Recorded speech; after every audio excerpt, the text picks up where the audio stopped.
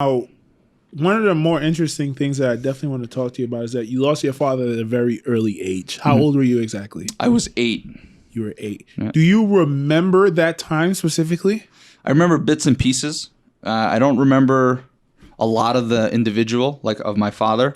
I remember certain things, certain pieces. I don't remember the funeral.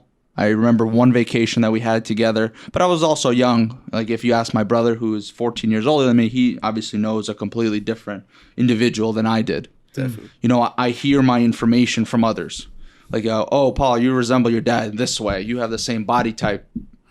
So I get those stories from other individuals.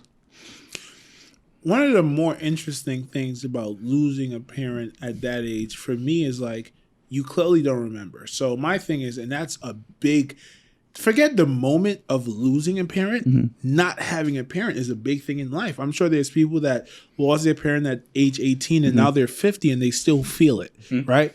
When, because, so age 8, you don't remember much. At what point in your young adulthood, in your adolescence years, did you come to realize like, fuck, I don't have my father and this shit is affecting me, or I'm really worrying about it? When did you start losing sleep, if ever? Like, what age did that come about? So I knew that things were going to be different when my mother and my brother kind of sat me down and told me that, you know, dad's passed away.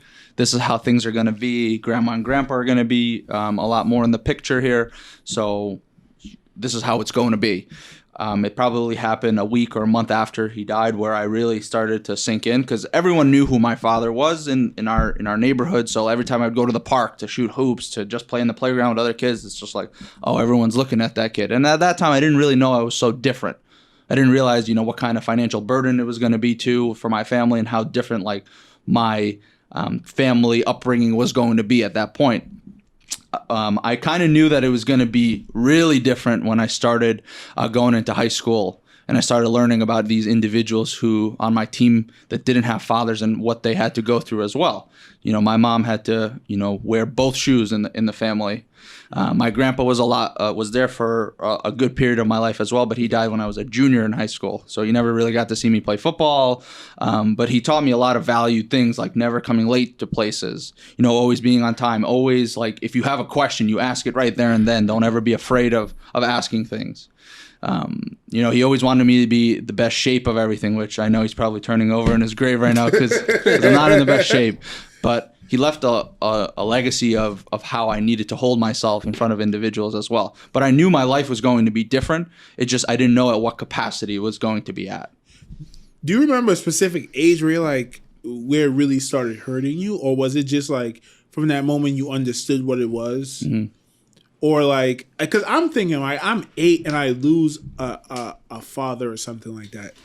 And you know what I mean? You kind of just move on momentum at a certain point. But maybe as a teenager, you're like, damn.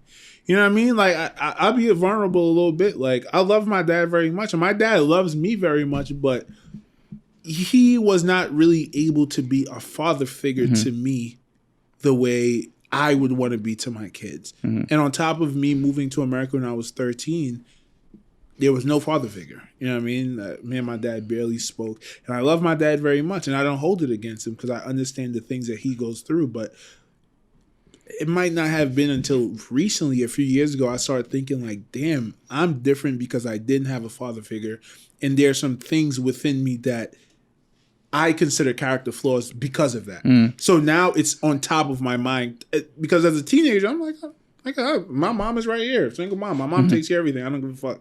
But at a certain age, it became a thing. When did it become a thing for you, if it ever did? So for me, I think it really, really became a thing when I transitioned, when I was turning 13. Because in the Jewish faith, you become a man at 13.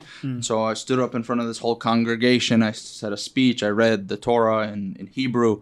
And I realized that my dad wasn't going to be in there. Like I had a paragraph written just for him, and I couldn't even say it. But every year, like around the time of his death, I start to really try to remember the guy. Maybe years later, I'll get some memories or things that come back. But it's really tough for me because it never really comes up. It's like if I have to know an individual, I have to go ask someone. Yeah. It's like I don't have like home videos with him.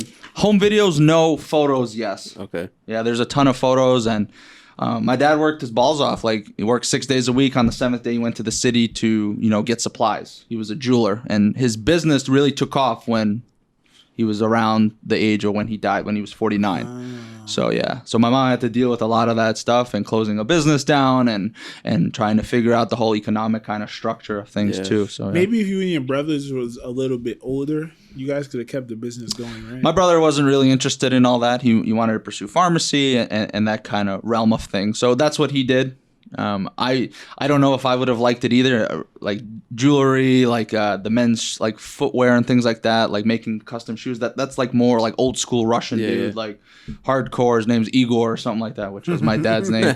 So you do things like that. I personally, I don't think I would have enjoyed doing that. And your brother was 23 then, right? He was 20. He was 21, going on 22. Okay, so he kind of had his path already going. Yeah, So my brother had basically a different family when we grew up, and I say that because he transitioned from a poor family of my mom and dad, because my dad's business didn't go off yet, and so they kind of struggled with money there. And then towards when I was born, I didn't care. Like if I needed a pair of shoes, I'd be like, Mom, I need a pair of shoes, no problem. We would go get it. It wasn't like once a year on your birthday you'd get this. Right. So he had a tough upbringing with that kind of stuff too, because he saw a different family almost. Yeah. My brother and my father kind of bumped heads a lot, as it is with an older dude in the family. Like I took a lot of the attention away because I was born too. So I mean, it's a weird age for him. When I was born, he was 14. Right. So you really need a father at that age. Your brother is really older than you. Yeah, in some countries he's like my father. If you really think about it, he's 14 years old. Yeah. I still look older than him. I'm like twice his size.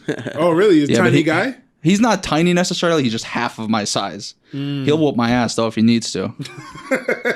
So what's he doing now? He's doing pharmacy. He works in a hospital right now, in pharmacy. Yeah. Is there a reason like both of you are getting into the medical or